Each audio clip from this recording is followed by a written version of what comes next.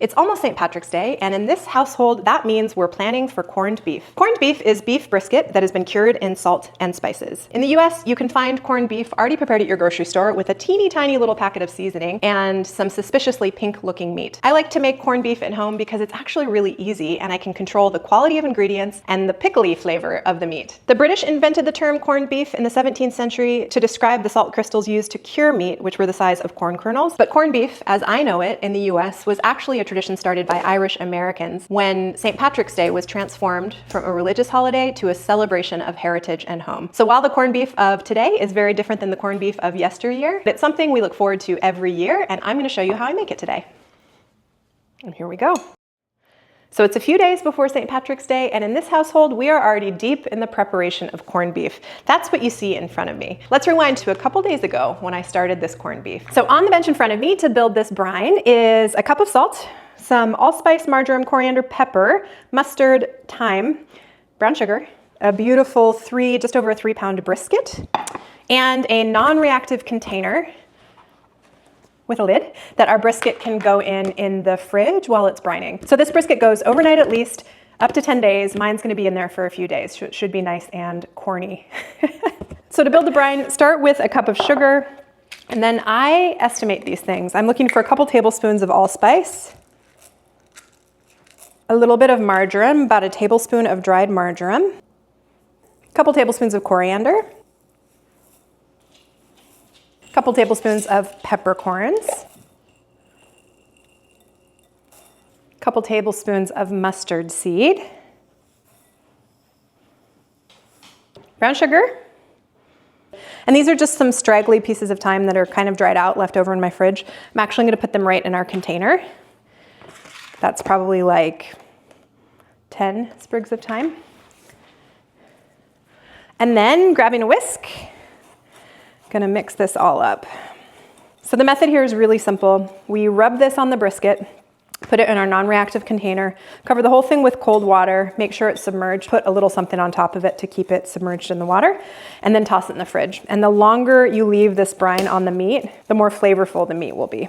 This beef has been resting in my fridge for a couple of days, and it's really up to you how much time you have or how much of the pickly, briny, salty flavor you want to impart into your beef. My corned beef is a little bit different than traditional in a couple of ways. First, I don't serve it with cabbage, which may be sacrilegious, but for me, cabbage is always my least favorite part of the meal, and I'd rather double down on roasting my vegetables. So that's the second change. Although I do braise onion, carrot, celery, garlic with the corned beef to impart some flavor, I also roast root vegetables during the last half of the corned beef's cooking. I like a little bit more texture in my corned beef, and roasted vegetables allow me to do that. I'm cooking this corned beef in a relatively traditional way on a low oven at 300 degrees Fahrenheit. So we're not trying to boil the corned beef, we just want it to gently braise over those couple of hours. That will lead to a really delicious, super flavorful, and tender brisket at the end. No special tools or equipment here, you just need something big enough to brine your corned beef in, and then a casserole dish or a Dutch oven with a tight fitting lid that's good on top of your stove and inside your oven. The ingredients are also really humble. The beef is definitely the biggest investment. And from there, I'm using a collection of root vegetables and aromatics. So we're gonna use some celery, garlic, carrot, onion to cook with the corned beef. And then I'm gonna roast off some turnip, parsnip, potatoes, and carrots. This one is actually pretty easy and pretty hands-off. Your oven does most of the work, but it does take a couple of hours to come together. So let's get started. I'm gonna move this corned beef off to the side. We'll deal with that in a second. And the first thing I'm gonna do is cut up the vegetables that will be the base of our corned beef, and we'll go directly into our Dutch oven. We're just gonna sweat those down a little bit on the stove.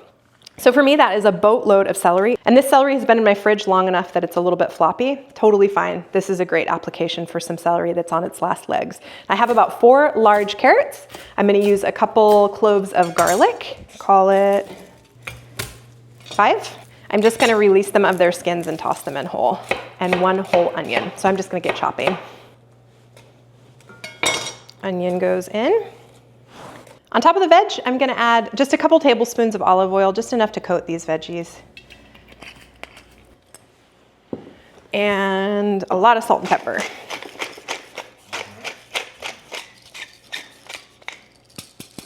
Okay, Dutch oven full of veggies. I'm gonna get this on the stove over a medium-high heat and get these veggies starting to sweat out. Next step, we're gonna deal with our brisket.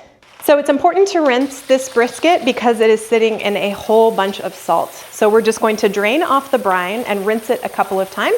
And then I'm gonna move this over to the stove because that's all we're doing to the brisket before it goes in with our veggies. Okay, it's about 5 minutes later and our vegetables are starting to sweat down. These look great. And so now we're going to take our corned beef, place it right over those veggies. Give my hands a quick wash, and now we're gonna cover it in water. There's no specific measurement here. We just want it to be barely submerged in water. That was just about 6 cups of water.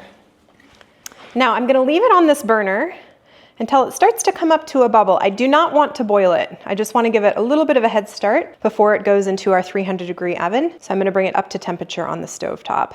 Is on the verge of boiling, and because we're gonna braise it, we don't actually want to boil it. I find that if I let my corned beef boil, it tends to toughen the meat a little bit. So we are done with this now for about 3 to 3.5 hours. I'm gonna plop a lid on, put it in the oven, and revisit it in a couple hours time. So we're about 2 hours into our 3.5 hour cook time, and I'm gonna start prepping the roasted root vegetables. So because we're cooking our vegetables on a relatively low heat, that enables me to use some super flavorful butter. So we're gonna make a quick sauce to roast the vegetables in with a little bit of butter, Dijon mustard, honey, salt, and pepper. I am gonna oil a baking sheet that I have just to make sure that nothing sticks, but it's a really light coat of oil.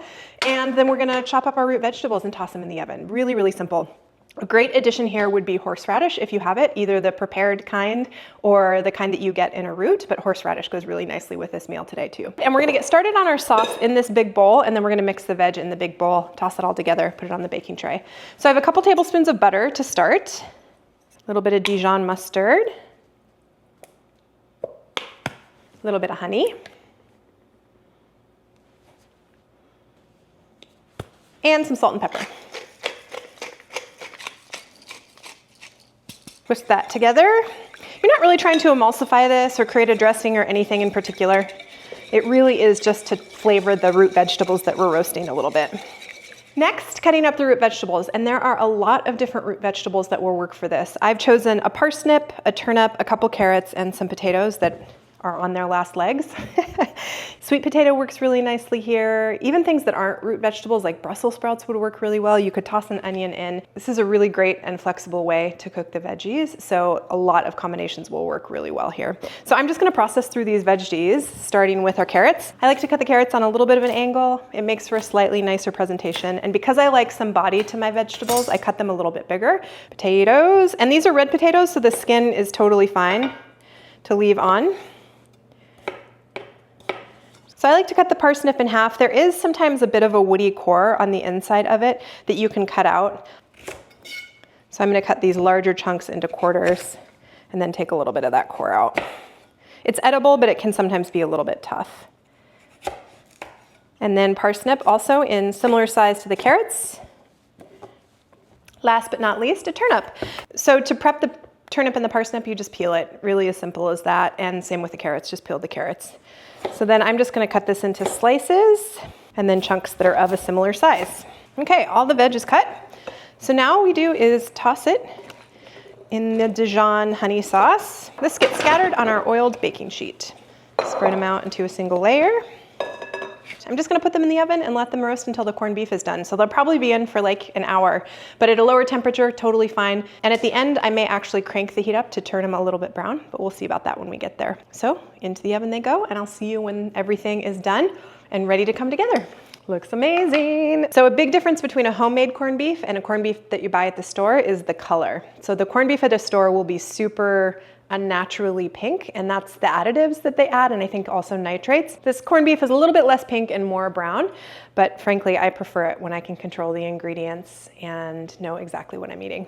So I'm gonna cover this with tin foil, let it rest for about 10-15 minutes, I'm gonna pull the veggies out of our Dutch oven here and start skimming some of the fat off of the cooking liquid that was in with the brisket. That is gonna be great over the veggies and over the brisket. So it's about 15 minutes later, the vegetables are roasted nicely. I'm gonna pull them out of the oven and then I'm gonna plate our corned beef. The key to cutting brisket is to cut it against the grain. So the first thing I do is pull off the fat cap and discard that. Then you just wanna find the way the grain of the meat runs and cut against it. And we're going for small slices and we're gonna put those directly on our serving plate. And it's time to taste. This looks absolutely amazing. And I have to be honest with you, I love corned beef and roasted vegetables, but I actually love corned beef hash even more. So if I have any leftovers, this corned beef is going right into a hash. But before I get ahead of myself, let's taste the corned beef. So I'm gonna serve up a couple veg, get a couple slices of that meat, and here we go. Let's start with the veggies. They still have some bite to them.